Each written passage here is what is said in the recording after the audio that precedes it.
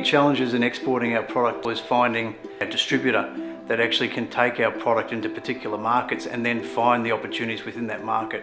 4 years ago, we were introduced with the Weathertex. Well, today we have an independent division in our company selling Weathertex exclusively across 10 countries.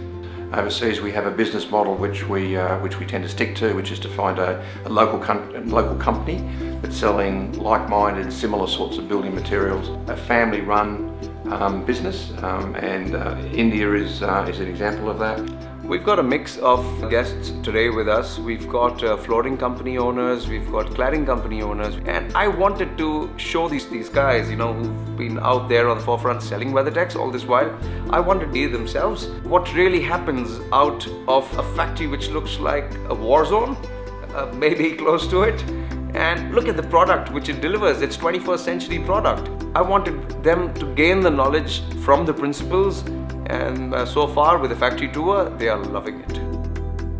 And where we've been successful in France and Holland and India and Abu Dhabi and other markets currently is that we've found very strong distributors that we've built strong relationships with that are able to take our product into those markets and find potential niche markets that they can sell and promote and market our product. Once we find distributors, our product, the uniqueness of it then sells itself. It doesn't matter what kind of a market it is, but yes, there's always business that can be generated for Weathertex. It's just change of application. I think there is so much more to explore just within the country, India itself. There's so many more avenues to open, alternative installations, facades, cladding. Then yeah, we just got to double it up in all the other countries. There's so much of development happening in the Middle East. Ranjit's an ideal distributor. He loves the product. He's very passionate about our product, and he can see the opportunities to continue to grow his business and coupled with the relationship that he has with Weathertex. In the last 8 years, cladding has been taken as a very serious subject by architects, designers. What's beautiful about Weathertex is that it comes as an individual, as an independent contender, and there's nobody to contend. Exclusivity, uniqueness of the product, I think it's fun selling Weathertex.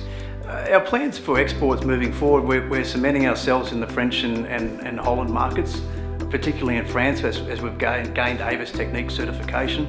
We expect that market to double, if not triple, over the number of years ahead of us.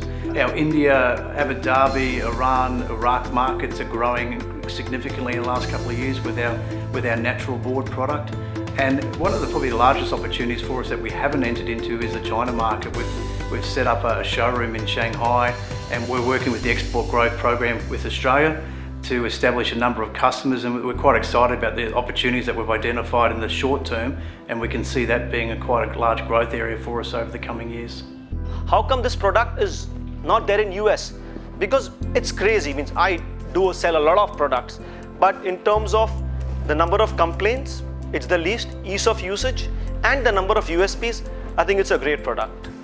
If there's a distributor overseas that sees an opportunity for our product in the market, the best way is to make contact with myself or Paul and establish their expertise and their current operation to understand whether there's a market to take our product into and their actually ability to take the product into the market.